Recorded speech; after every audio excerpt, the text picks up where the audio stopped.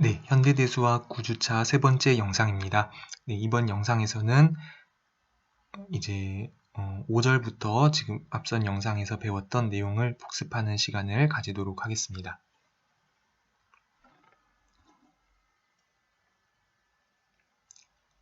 네, 먼저 이제 5절의 내용은 우리 정역의 여러 가지 특수한 조건이 주어지면은 우리가 이름을 붙였는데요.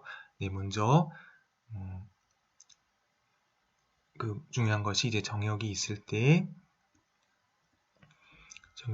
정역에 이제 원소가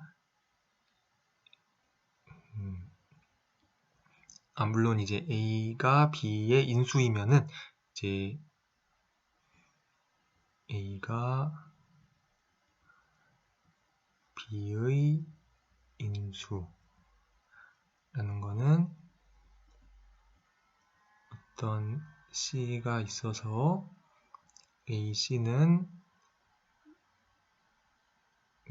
C가 D에 존재해서 AC가 B가 되는 원소가 있으면은 A가 B의 인수라고 불렀습니다.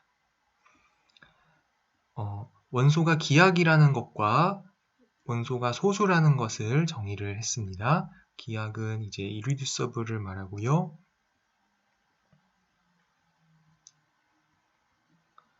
소수는 이제 프라임을 말합니다.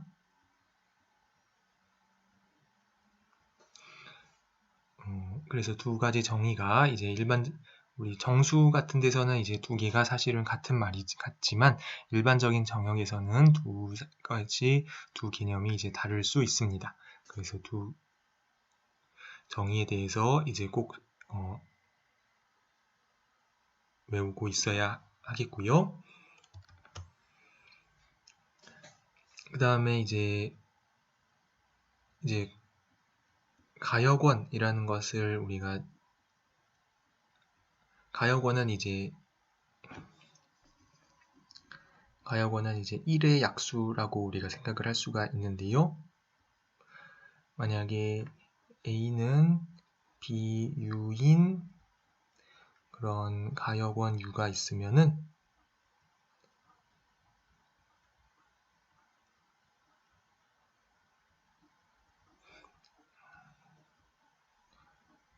그러면은 A와 B를 서로 동반원이라고 우리가 불렀습니다. 네, 그 다음에 기약과 소수 개념에 대해서 이제 정리를 해 보았고요. 그 다음에 여기 모든 이야기는 우리가 아이디얼에 관한 언어로 이제 설명을 할 수가 있는데요. 예를 들어서 그래서 A가 B를 나눈다 라는 것은 B에 의해서 생성된 아이디얼이 A에 의해서 생성되는 아이디얼을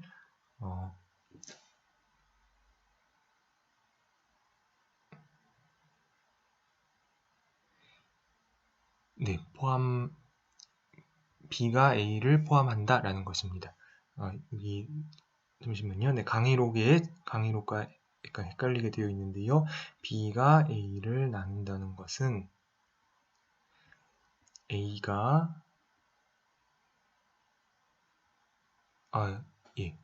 죄송합니다. A가 B에 포함된다. 여기 제가 잘못했어요. 다시.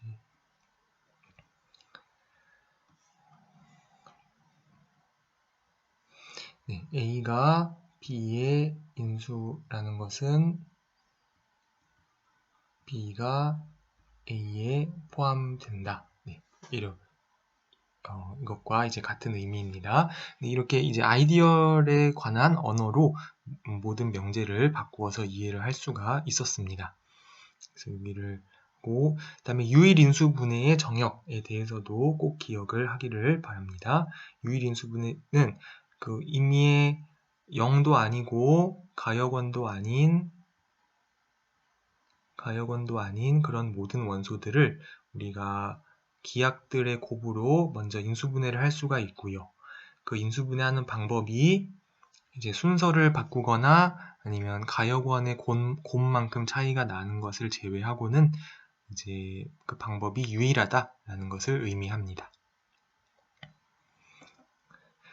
그래서 소수면은 항상 기약인데 또 소수는 항상 기하인데 만약에 D가 그리고 UFD에서는 이제 기하이 또 반대로 소수가 돼서 두 개념이 같다는 사실을 우리가 증명을 하였습니다.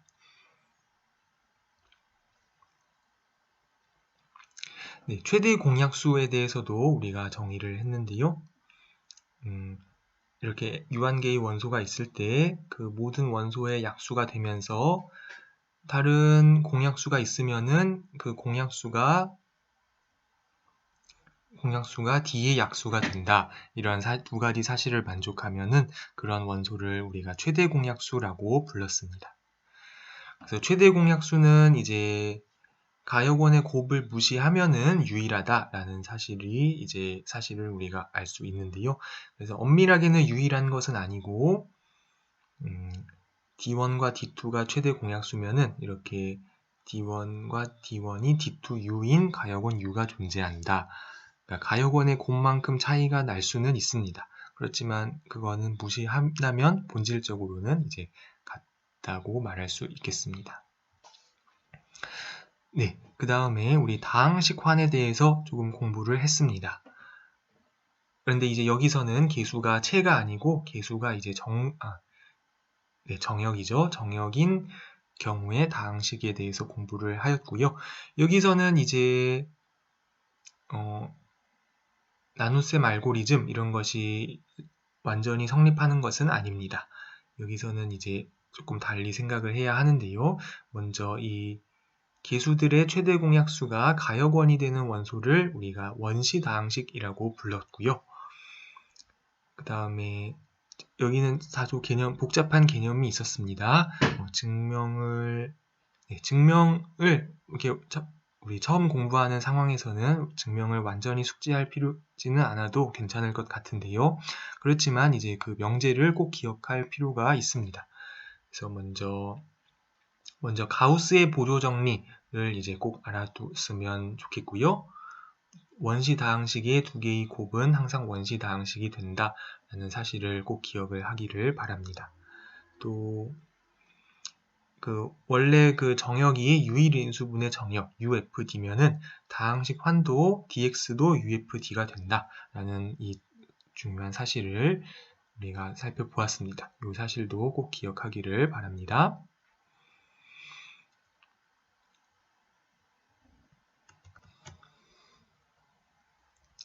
네, 다음으로 이제 주 아이디얼 정역은 우리가 영어로 PID라고 했는데요. 이 주 아이디얼 정역에 대해서 공부를 했습니다. 그 환의 모든 아이디얼이 주 아이디얼이면은 그러한 정역을 우리가 주 아이디얼 정역이라고 불렀는데요. 이제 임의의 환에 대해서 우리가 오름사슬 조건이라는 것을 이제 소개를 하였고요. 이 PID에서는 오름사슬 조건이 성립한다라는 사실을 살펴보았습니다. 네, 그 다음에 이제 주 아이디얼에서도 역시 기하이면 소수가 되는데요. 여기 이제 증명 과정에서 중요한 사실이 있습니다. 그래서 D가 주 아이디얼 정역이면은 정역이고 P가 기하인 원소이면은 기하인 원소에 의해서 생성되는 아이디얼은 극대 아이디얼입니다. 그래서 그 사실을 또한 반드시 기억을 하기를 바랍니다. 그 다음에 이제 중요한 정리였는데요. 주 아이디얼 정역은 유일인수분의 정역이다. 그래서 PID이면은 UFD라는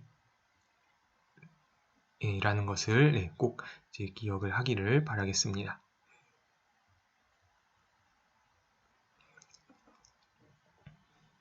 그런데 이제 UFD이지만 이제 꼭 PID일 필요는 없습니다. 이제 그러한 것의 대표적인 예가 바로 이제 ZX입니다. 개수가 정수인 다항식 환은 이것은 분명히 유일인수분의 정역이지만 주 아이디얼 정역은 아닙니다.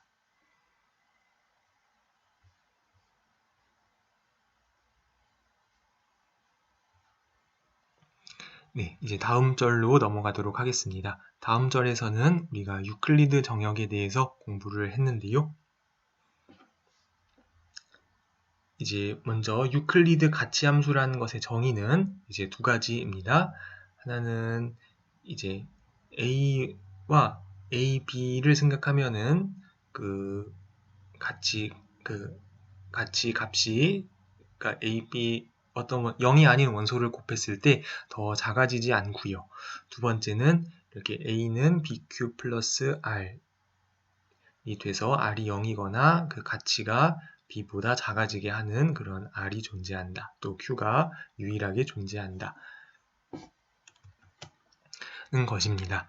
이 두 가지 사실을 만족하는 함수, 이제 0이 아닌 원소에서 정의되었고요. D에서 0이 아닌 원소에서 정의되고 값은 0 이상의 정수.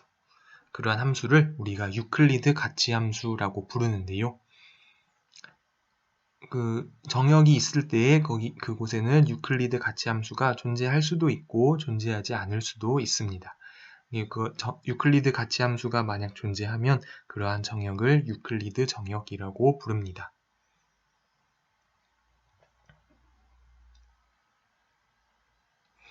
그래서 유클리드 정역에 이제 중요하고 자주 나온다고 생각하는 세 가지 예인데요. 하나는 정수이고요. 하나는 개수가 최의 원소인 다항식환이고요. 이제 하나는 이제 우리가 또 공부한 가우스 정수입니다. 그 다음에 이제 이 증명은 굉장히 중요하기 때문에 이 증명만큼은 이제 꼭 알았으면 하는 그런 바람이 있는데요. 이제 유클리드 정역은 주 아이디얼 정역이 된다라는 것입니다. 이 사실도 중요할 뿐 아니라 이 증명의 아이디어가 우리 사실 지난 학기 현대대 수학 1 수업부터 이 비슷한 아이디어를 많이 사용을 했습니다. 그렇기 때문에 이 증명에 대해서 네, 다시 한번 복습을 하면서 잘 숙지를 하면은 좋을 것 같습니다.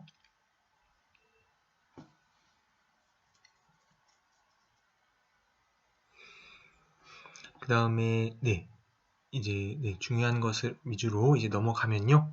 이제 유클리드 알고리즘은 이제 두 원소의 최대 공약수를 구하는 일반적인 간단한 알고리즘 방법입니다. 유클리드 가치함수를 가지는 정역의 경우에서는 유클리드 알고리즘을 이용하여 최대 공약수를 어렵지 않게 구할 수가 있습니다. 네, 그리고 이제 유클리드 정역의 또 하나의 예인 가우스 정수에 대해서 우리가 열심히 조금 공부를 했는데요. 이 가우스 정수에서 그 가치함수를 na 플러스 bi를 a제곱 더하기 b제곱으로 정의를 했습니다. 그러면 이것이 먼저 이렇게 곱셈에 대해서 쪼개지는 효과가 있고요. 또 다 0 이상이고 알파가 0일 때만 n알파가 0이 된다라는 조건이 있었습니다. 기본적인 사실이고 거기에 더 나아가서 이것이 유클리드 노름이 된다라는 것을 증명을 했습니다. 이 증명도 이제 사실 알아두면 증명도 이제 그 의미를 이해하고요. 증명하는 방법을 알고 있으면은 좋을 것 같은데요. 또 이제 비슷한 아이디어로 이제 다른 유클리드 정역을 우리가 또 몇 가지 예제들을 살펴볼 수가 있기 때문에 여기 증명도 6주차 동영상이죠. 거기 동영상을 다시 복습을 해서 알아두면 좋을 것 같습니다. 그리고 한 가지 예로 이제 정수에서는 5는 이제 소수니까 기하이지만 이제 5는 가우스 정수로 생각하면은 이렇게 인수분해가 가능하기 때문에 그리고 둘 다 가역원이 아니기 때문에 가우스 정수로서는 기하이 아니다 이런 사실을 쉽게 관찰을 할 수가 있습니다.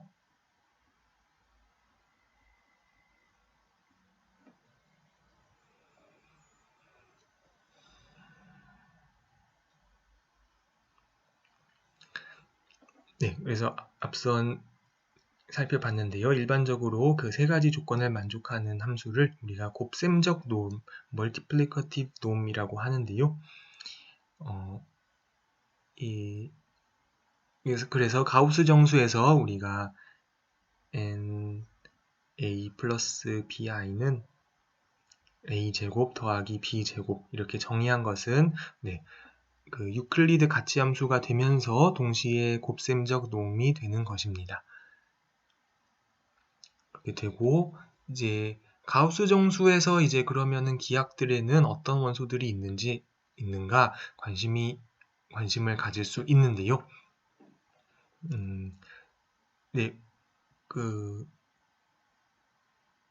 완전한 내용은 우리 다음 이제 한 다음이나 다다음 정도에 우리가 살펴보기로 하고요. 여기서는 우리가 어디까지 공부를 했냐 하면 먼저 이제 이 n 알파가 p 이거는 이게 정수인데 정수로서 소수가 되면은 그러면 이렇게 되면은 알파가 기하이라는 것을 이제 확인을 했습니다. 네, 여기 정리의 두 번째인데요. 이것을 살펴보았고요.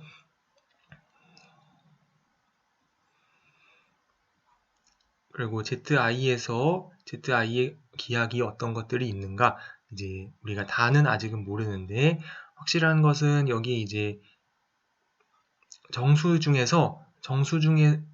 가우스 정수에 이제 어떤 정수가 기하일 죄송합니다. 네, 다시 해보겠습니다. 자, Z에서 소수인 정수 P가 P를 가우스 정수로 이제 간주했을 때 그것이 여전히 기하이 될 필요 충분 조건은 P를 4로 나눈 나머지가 1인 것입니다.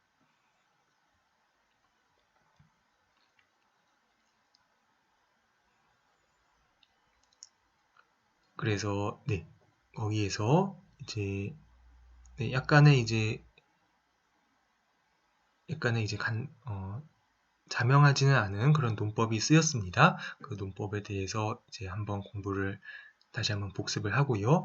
P가 이제 4로 나눈 나머지가 3인 경우에는 그럴 때는 이제 P가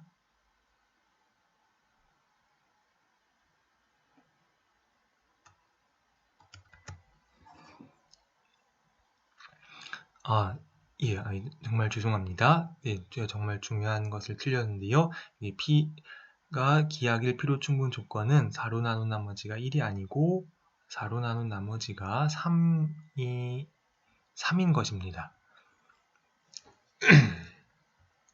아까 위에서 분명히 우리 5는 가우스 정수로서는 기하이 아니라는 사실을 확인을 했는데요. 그래서 증명을 하기를 P가 4로 나눈 나머지가 1이면 기하이 아니고요. P가 4로 나눈 나머지가 3이면 기하이라는 것을 이렇게 설명을 했습니다.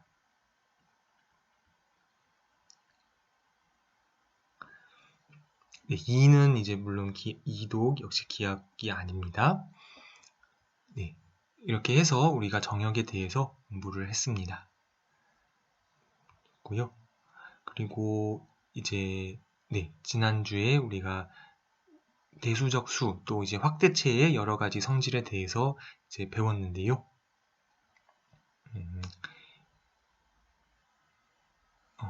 여기 설명이 조금 이제 빠를 수도 있었겠다는 생각이 듭니다. 다시 한번 복습을 한번 해보도록 하겠습니다. 먼저 우리 선형대수에서 배웠던 벡터 공간과 기저 또 기저의 차원 이런 것에 대해서 우리가 공부를 하였고요. 복습을 하였고요. 그래서 확대체는 E가 F의 확대체이면 E를 F 벡터 공간으로도 볼 수 있다라는 기본적인 사실로부터 그 차원을 생각을 할 수가 있는데 그 차원이 유한 차원이면 우리가 E를 F의 유한 확대체라고 불렀습니다. 또 그 어떤 E의 원소 알파가 F 위에서 대수적이라는 것은 그 알파를 근으로 가지는 개수가 F의 원소인 다항식이 존재한다는 것을 의미합니다.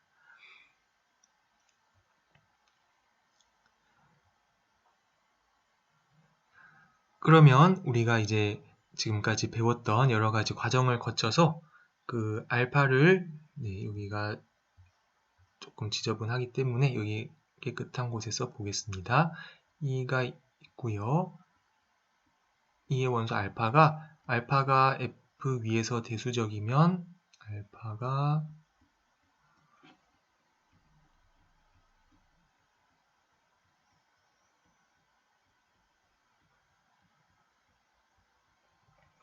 알파가 F 위에서 대수적이면 이제 그 대입 준동형 사상의 커널이 있는데요. 이 커널은 fx의 아이디얼이 되고요. 그런데 fx는 주 아이디얼이기 때문에 이것이 px가 되는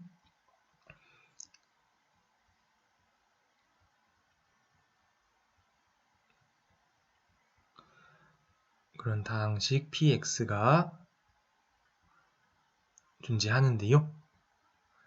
정확히는 이제 기하인데요.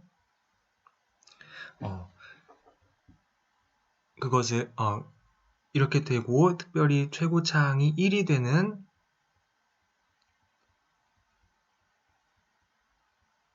최고차항이 1이고 알파를 근으로 갖는 기압 다항식을 우리가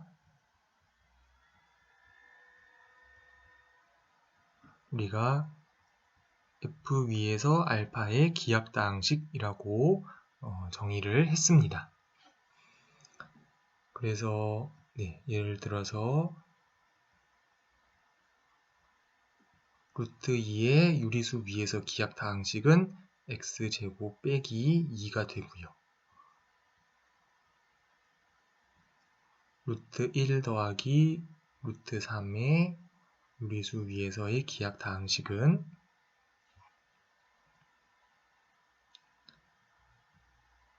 x4승 빼기 2x제곱 빼기 2 이렇게 되고요.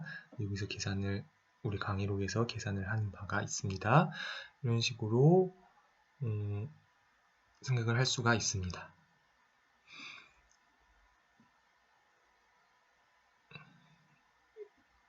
그래서 그 대입 준동형 사상의 커널이 알파의 기압 다항식으로 생성되는 아이디얼과 같다라는 사실을 또 확인을 할 수가 있었습니다. 그래서 대수적 수의 정의와 그 대수적 수의 그 기압 다항식에 대한 정의였고요. 그 다음에 이제 E의 모든 원소가 F 위에서 대수적이면 그러면 E를 F의 대수적 확대체, algebraic extension이라고 불렀습니다. 그러면 이제 유한 확대체면은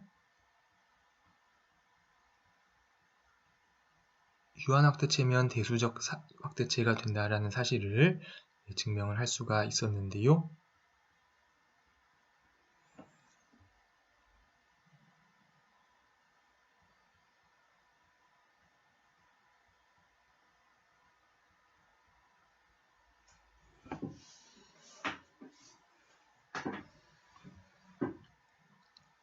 그런데 이제 반대는 성립하지 않는다라는 사실을 또 확인을 한 바가 있습니다.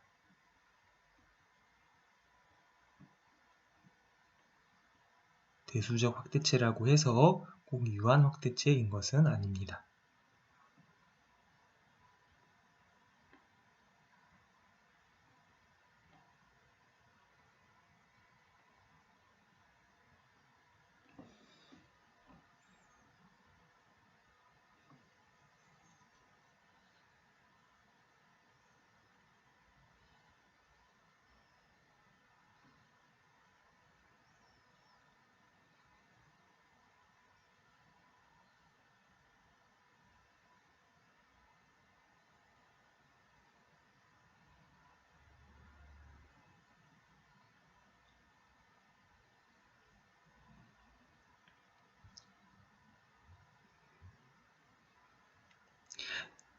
예, 그 다음에 이제 중요한 공식으로 우리가 F 위에서 K의 차원은 K2 곱하기 EF 이 공식을 우리가 확인을 했는데요.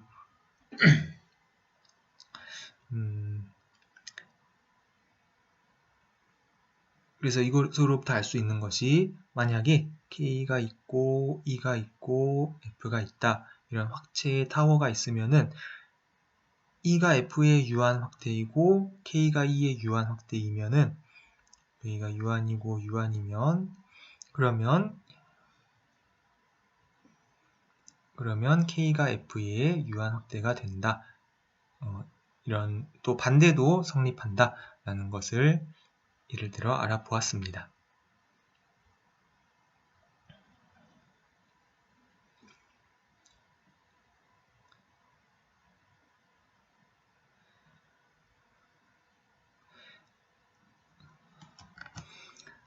네, 그 다음에 또 중요한 것이요. 만약에 E가 F와 알파를 포함하는 그런 가장 작은 체를 우리가 F 괄호 알파라고 썼는데요. E가 F 알파가 되면은 여기서 이 F는